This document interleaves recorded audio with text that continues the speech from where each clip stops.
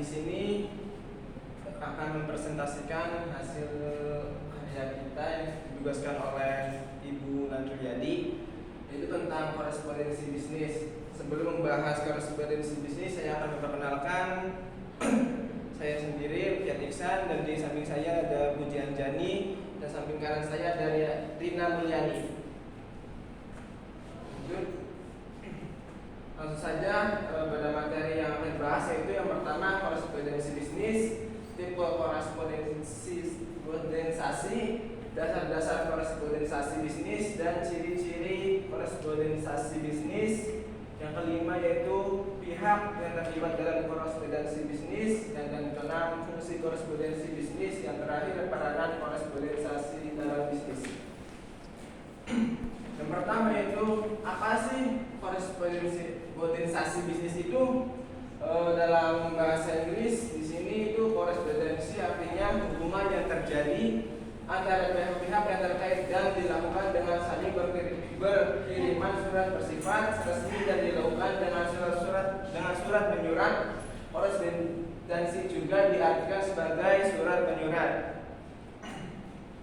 Dalam istilah lain juga bisa diartikan korespondensi bisnis ini adalah berbagai macam aktivitas pertukaran informasi melalui media sosial, surat menyurat dalam menunjang aktivitas bisnis. Terus juga ada yang mengartikan lagi korespondensi bisnis ini mempunyai 3 bagian penting, yaitu yang pertama surat keluar, surat masuk, dan menyimpan surat atau arsip.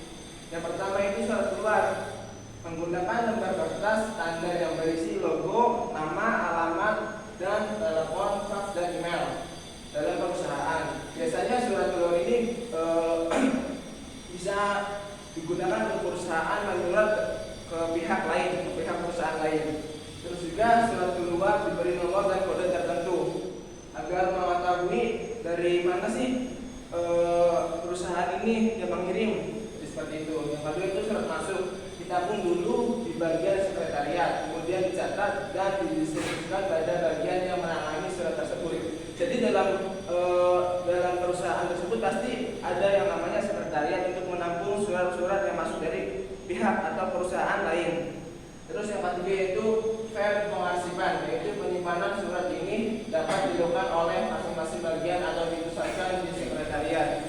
Jadi kita kembali ke surat masuk itu pasti jadinya file ini tempat atau sekretariat untuk menyimpan surat yang masuk dari perusahaan lain. Mungkin itu saja yang bisa saya sampaikan. Akan dilanjut dengan saudari Puji Anjani.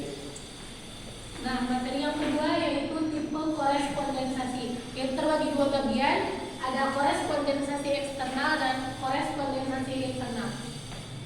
Yang pertama yaitu korespondensasi eksternal. Korespondensasi eksternal yaitu hubungan surat menyurat yang dilakukan oleh suatu lembaga dengan pihak luar lembaga. Contohnya adalah kantor A mengirim surat ke kantor B. Nah, yang kedua yaitu korespondensasi internal. Nah, di sini korespondensasi internal yaitu hubungan surat menyurat yang dibuat suatu lembaga kepada karyawan atau dewan direksi lembaga.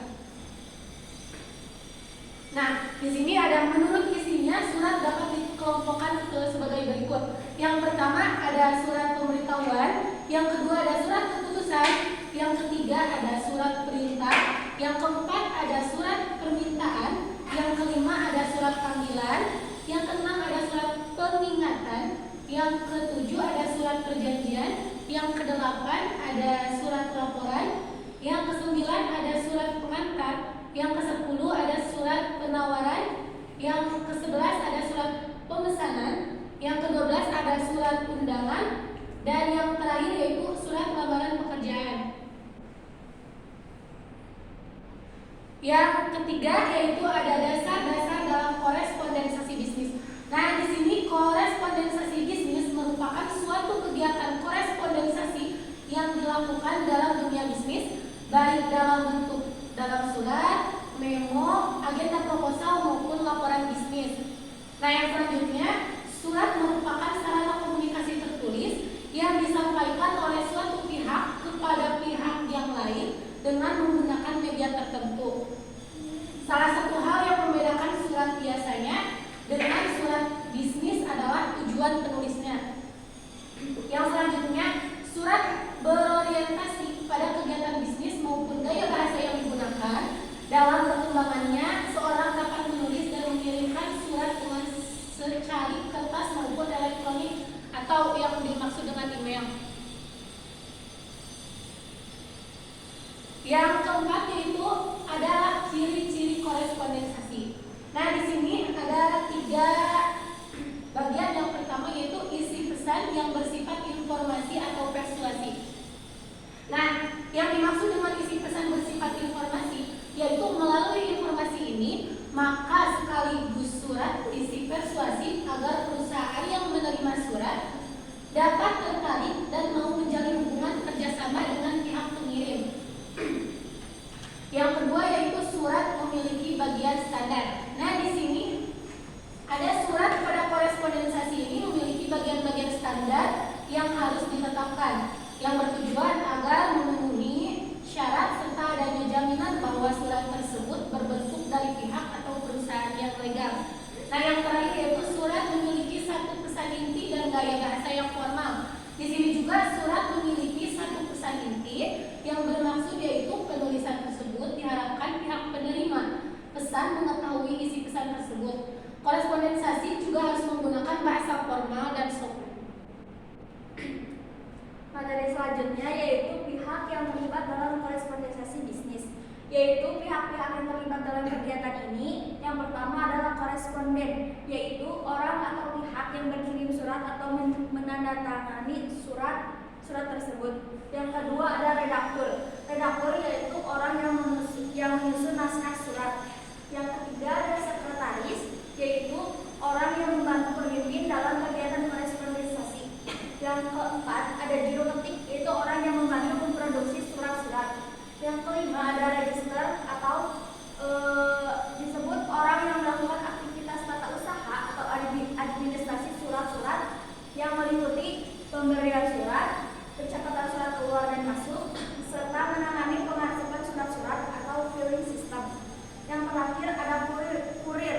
Kurir yaitu orang atau pihak yang menyampaikan surat kepada penerima.